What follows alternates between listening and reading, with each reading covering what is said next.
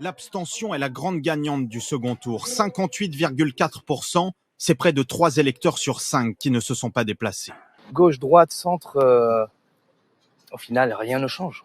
C'est un mouvement de fond qui s'appuie sur une évidence. Désormais, les Français ne font plus confiance aux partis politiques traditionnels. Mais ils sont discrédités, les partis. Si vous vous désintéressez de la politique, tôt ou tard, va s'intéresser à vous.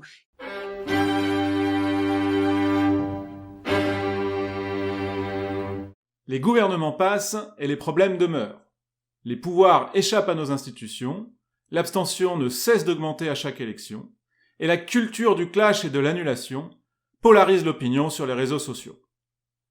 Nuit debout, gilets jaunes, manif anti-pass, nous voyons que la défiance est de plus en plus grande entre le peuple et les élites politiques. Et nous aimons tous à râler, souvent à raison, contre nos dirigeants, et mettre sur leur dos tous nos maux. Mais nous aimons aussi et surtout nous replier sur nous-mêmes, sur notre monde virtuel, sur notre chez-soi, sur notre communauté. Et si le problème ne venait pas seulement de nos élites politiques, mais de nous-mêmes.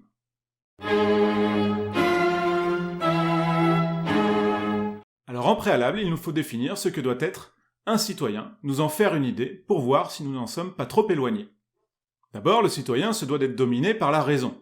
Il s'informe, il pense, il prend la mesure des choses, il se construit un sens des réalités. C'est-à-dire qu'il ne se limite pas à ses perceptions immédiates et à un point de vue entièrement subjectif. Deuxième point, il est responsable du bien commun, c'est-à-dire qu'il est porteur d'un héritage passé, il tente de maintenir un équilibre dans le présent, et il a le souci des conséquences futures. Il est donc, le cas échéant, capable de renoncement, de sacrifice, pour atteindre un objectif éloigné dans le temps. Et puis, troisième point, il vit, il existe dans la société, c'est-à-dire qu'il appartient au peuple, et il contribue à la vie sociale. Par le travail, il a une utilité sociale, il produit des richesses, il paye donc ensuite des impôts, il contribue au pot commun, il a avec cela un droit et un devoir de voter, et puis cela s'accompagne aussi de toutes ces formes d'engagement social que peuvent être la solidarité, le parascolaire, l'humanitaire, le sport, toute forme d'engagement associatif. Et puis, évidemment, il contribue au renouvellement des générations, ce qui crée un très fort attachement et un très fort intérêt pour le devenir collectif. Donc être citoyen nécessite d'être adulte, c'est-à-dire de parvenir à l'autonomie matérielle, au discernement intellectuel et à l'équilibre émotionnel. Et donc, pour pouvoir exercer sa responsabilité politique, la communauté des citoyens a besoin d'être constituée d'adultes formés.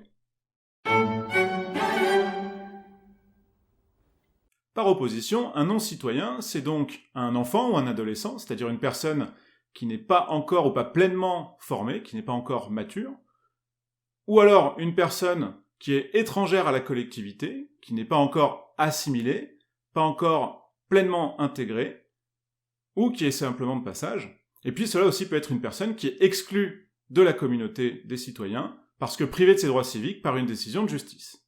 Et donc un citoyen déconstruit, c'est un citoyen théorique qui aurait désappris ou refusé d'exercer pleinement ses devoirs et de s'inscrire dans la vie collective. Il serait d'abord dominé par ses émotions, c'est-à-dire qu'il se limite à son ressenti, il réagit par des pulsions immédiates, il émet des jugements péremptoires sans examen sérieux des tenants et des aboutissants. Ensuite, il est tourné sur lui-même, donc il est égocentré, il est incapable de dépasser ses propres émotions, il ne voit que son intérêt personnel, son intérêt présent, et puis il pense en termes d'utopie, il n'est pas capable de prendre la mesure de ce qui est réaliste. Et puis surtout, troisième point, le plus sensible, c'est qu'il vit replié dans une bulle sociale. Il n'a pas ou peu de contact avec le reste de la société, il demeure isolé dans sa bulle de filtre sur les réseaux sociaux, avec une vision des choses déterminée par des algorithmes, et il ne contribue que très peu à la vie sociale. Il n'a pas de travail, alors soit parce qu'il est étudiant ou qu'il est au chômage, ou aussi qu'il refuse d'avoir toute forme d'activité. Donc, il ne produit pas de richesse, et donc il ne paye pas d'impôts. Et il ne fait que recevoir, par des allocations, la solidarité collective. Il est bénéficiaire sans contribuer. Il peut également être abstentionniste, voire même non inscrit sur liste électorale, et puis être principalement oisif, pratiquant donc des loisirs isolants comme les jeux vidéo, le binge-watching, comme on dit, passer son temps à regarder des séries sur Internet, ou à fumer des pétards. Il est donc ramené ou maintenu à un niveau infantile, ce qui le rend comme un enfant, assisté, capricieux, désordonné, et surtout incapable d'avoir le sens de sa propre sauvegarde, et encore moins de celui de la société. Il est donc incapable d'agir pour le collectif, mais pour son bien même. Alors, il est vrai que nous ne sommes pas aidés. La société du loisir, du digital, les modèles culturels que l'on nous propose, ne nous encouragent pas, ne nous aident pas à devenir adultes. Mais que faisons-nous pour y résister ? Devenir adulte n'est pas un droit, n'est pas un état qui est automatique lorsqu'on a 18 ans.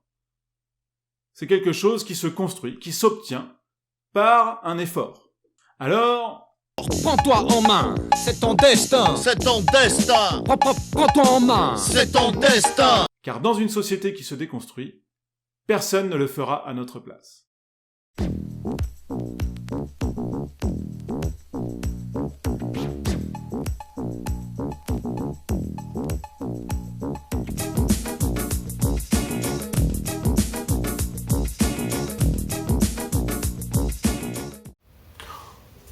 J'ai oublié d'enregistrer.